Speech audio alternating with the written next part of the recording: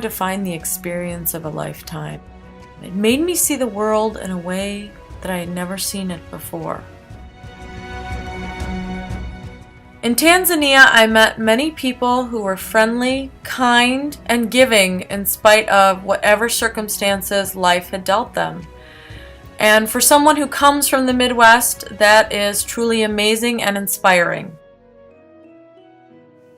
And I feel blessed to have had this new and exciting experience with an outstanding group of teachers.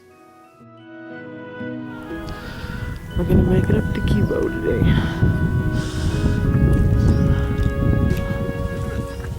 It's gonna be a long day. On the flight to Ethiopia, I think I slept all of 20 minutes, partly from excitement and partly the malaria medicine.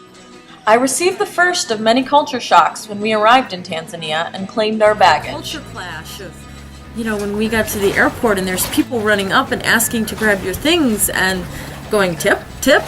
And, in the States, it's like, well, people don't do that. And so that's a little bit like, whoa, culture clash. That, I could feel my own unease, like I wanted to back away. The next big surprise came on the drive to Ameg. The Coca-Cola signs everywhere. The Coca-Cola signs.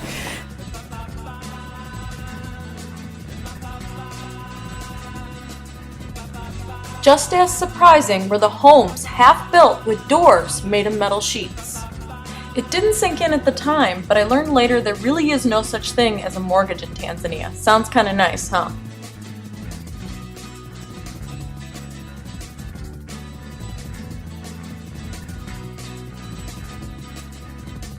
On our journey, we traveled through northern Tanzania, which according to one of our guides, has a thriving tourist industry that boosts the economy. I also learned that poverty is much worse in southern Tanzania. One of my early discoveries was that nothing is ever wasted. A perfect example of this is tire shoes. Shoes made from old tires.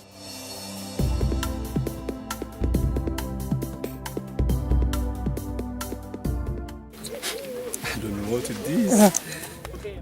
Food is very rarely wasted. On our way to the Serengeti, we stopped to repair a damaged tire in a small town near the Western Gate. This wasn't a town used to tourists. We ate our lunches on the steps of a diner. During lunch, we drew the attention of some children. I gave them my banana and a sandwich made of mayonnaise and cheese. One of the other teachers said they saw the kids fighting over my sandwich. And I can't help but think that most of my students would refuse to eat the banana and sandwich. Yet the kids in Tanzania were grateful to have it. That day, I learned to feel guilty about throwing away food. That lesson sticks with me to this day.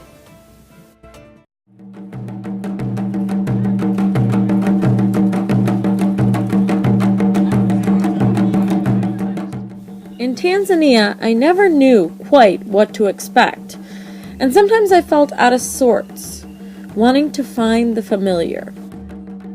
On day 3, we visited Bujora, a Sakuma village. It was cool to see the people doing their traditional dances and sharing their culture with us.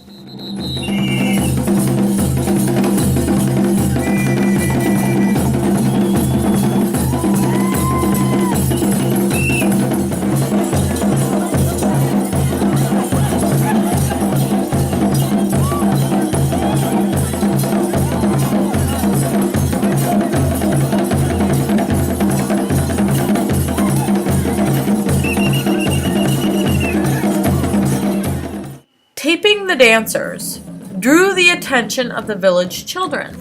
They wanted to see themselves on video. I would say that was the best part of the day. Oh, he's going up and check it out, the elephant's gonna knock over the tree.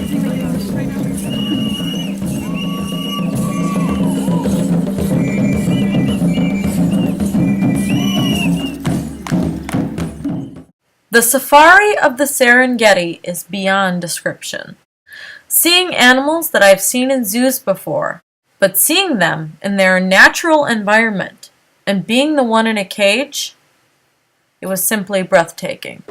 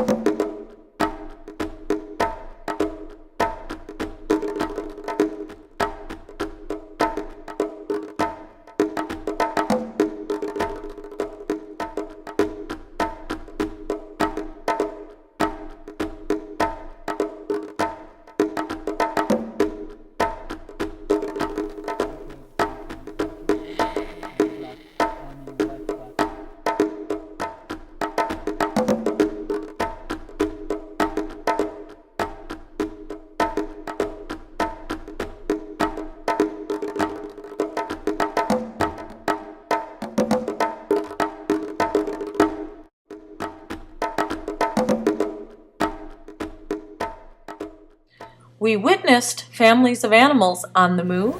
So this is a baby and female elephant. So apparently we have an elephant family here. This is the mom. Resting, eating, and grieving. One of the really sad things that we saw was a baboon mother still carrying around her dead baby. And they're trying to tell, are the animals grieving, or are they confused, or are they trying to make sure that it's dead before? But they've found a lot of evidence that it's grieving behavior. In the midst of many flat tires, one near Hippo Pool, Soleil, the driver of the White Buffalo, asked us to stay in the vehicle. Later, we learned The why. largest river inhabitant is the hippo, although it weighs more than a Land Rover, and it is able to run much faster than a human being. And actually, this is one of the animals that is feared by us humans that we live inside the park. Soleil's brother died because while crossing a river, a hippo knocked over his canoe. The animal dragged him beneath the water where he drowned. That was a really big wow moment for me. I think to myself that this animal that looks so cute and cuddly can be so deadly. Wow. Part of our adventure was numerous car breakdowns in the Serengeti. But because of the delays, we got not one, but 2 nighttime safaris. That was a real treat.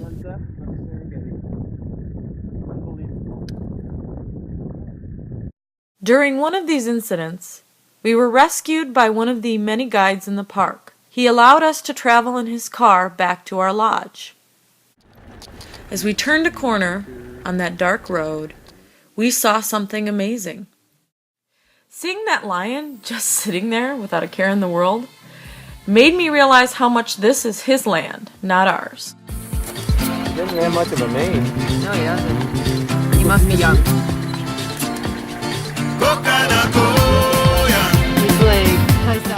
On our way to Nongonoro Crater, we got to visit Oldupai Gorge, named for the agave-like plant that lives there. Scientific name is Sansevieria albigiana. Grow all over the area here. For me, to stand where the Leakeys had made some of their most important discoveries was a dream come true. I am and always will be an anthropology geek.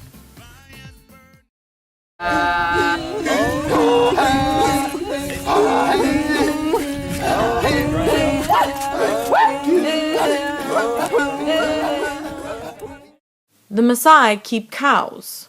Nongonoro Crater gets its name from the bells the cows wear. The area got its name from a cowbell. Yeah, Ngorongoro. While traveling through the crater, I asked our driver Tuma about an aspect of Maasai culture that is uncomfortable for many Westerners: female circumcision. My Western mind asks, what justification can there be for the continuation of this practice? As we discussed it, he became upset and implied, "You don't understand and you are judging." I wanted to understand. I wanted to be an unbiased observer. It's hard. David, the Maasai manager of the Okupage Lodge, he told us that the men and family units were based on lion prides. It is very common when a male lion defeats the head of a pride to kill the offspring of his predecessor, and as we learned at the Serengeti Visitor Center, to kill his own male cubs to ensure his continued dominance. This goes against human nature. And I suspected female circumcision was the Maasai's way, long ago, of ensuring control of their wives' and daughters' activities. For people that has lived in the Serengeti for many generations, watching and hunting the lion, it made sense to me that they would want to be like this powerful predator. People like David are helping the Maasai, a people who are strong and beautiful in many, many ways, to become a part of modern culture while holding on to their identity. I can only hope that with this transition comes the realization that this practice is harmful to young girls.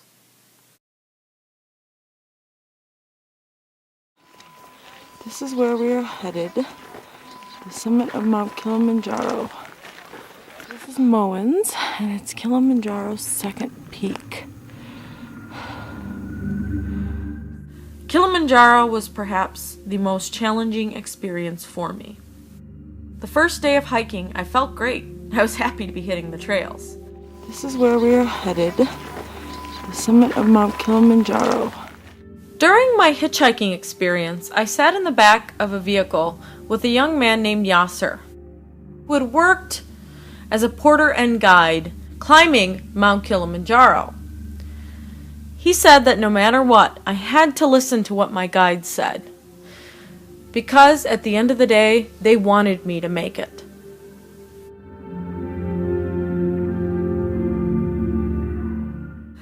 Our guides were always there to support us. They would tell us pole pole, which means go slow, or trende, which means let's go, and of course, Pork cheesy commandis. which means crazy cool like a banana.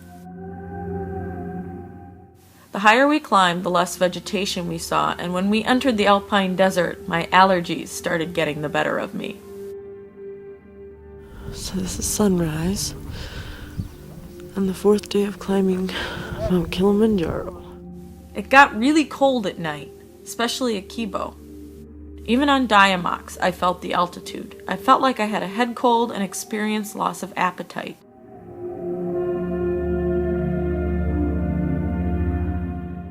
Summit day arrived. We departed before sunrise. It took us hours to climb to Gilman's Landing, but everyone who left for Summit that morning made it, in spite of the challenge. The climb that day taught me an important lesson. I'm just recording this really quick because today was the day of the climb, and I didn't make it all the way to Uhuru, however you say it. I have mixed feelings about this because, I really wanted to do it, but when I got up to Gilman's Landing, which was a crazy hard, it was so hard to go up that way, I started crying 3/4 of the way up. It was basically like you climbed like 3,000 feet elevation change in, I don't know, like 3 miles. And you not only had to climb that, but you also had to be walking on gravel, which is scoria. It was from the lava rock, but it was really, really hard. And once I got up there, I started crying. Everybody was crying once we made it, but I made it that far. I sat down. I thought maybe I could keep going, but I couldn't. Once I started moving again, it was like, no, I can't do this. I just didn't have the physical, emotional strength at that moment to do it. And I also thought to myself, is it worth the pain? Is it worth the pain to prove something? And I wasn't sure that it was. So, I made it to Gilman's Landing. That proves something, right?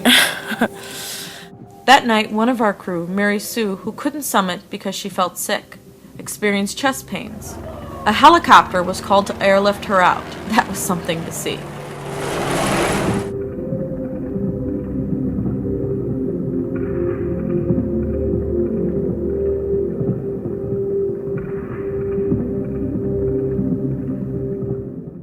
The final day on Kili had arrived, and as we gave tips to our guides and porters, I had tears in my eyes.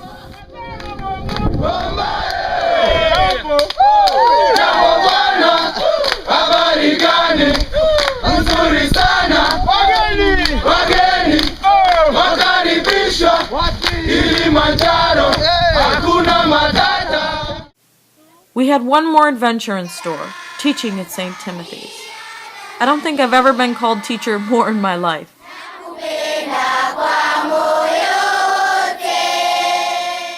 So these are rooms they are sleeping. They spend the night? Yeah. Pardon? They stay for the week, Monday through Friday? No, they are here every day.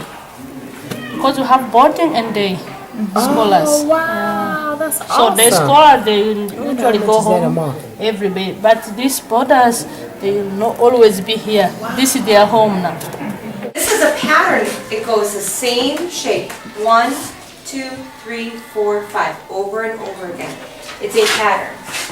Do you guys see how there's little triangle shapes that go all over in here? It's a pattern. You see a pattern in this? What's the word in Swahili for pineapple? You got it? What is it? So a pattern is something that repeats.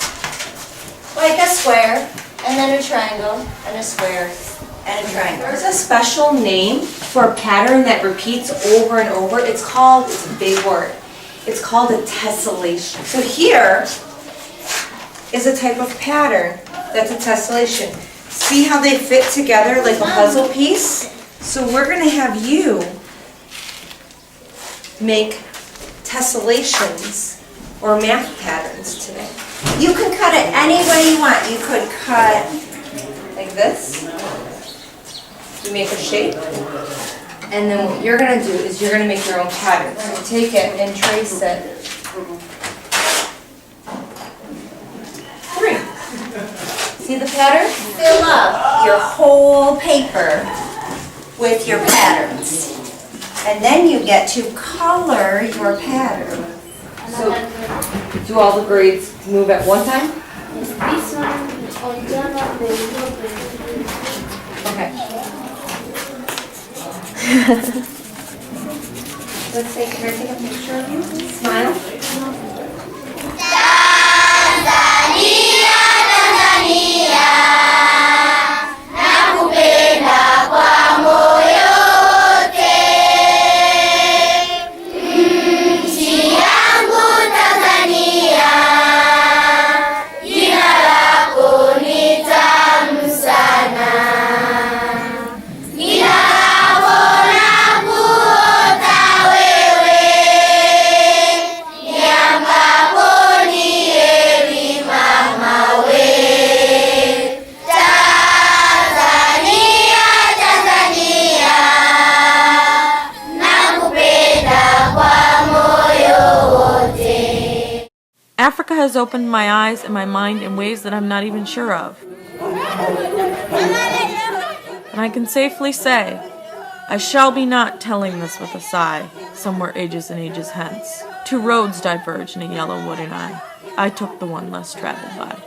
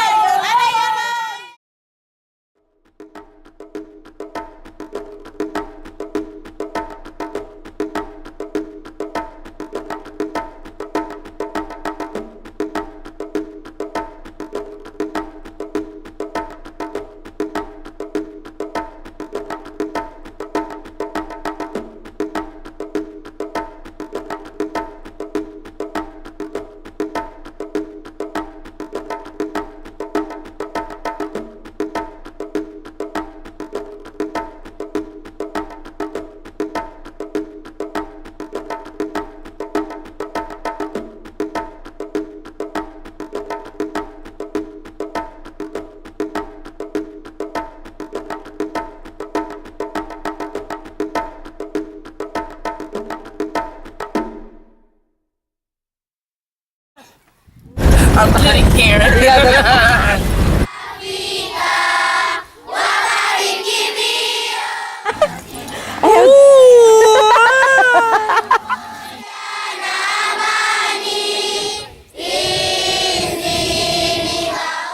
You explain the future of the river.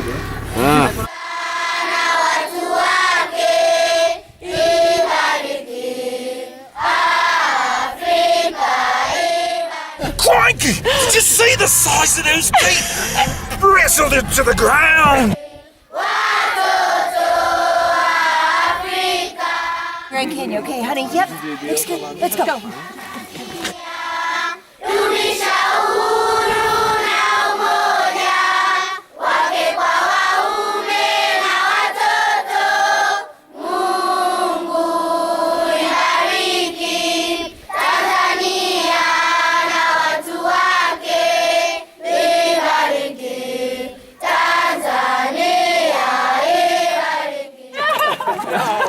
Oh, probably not.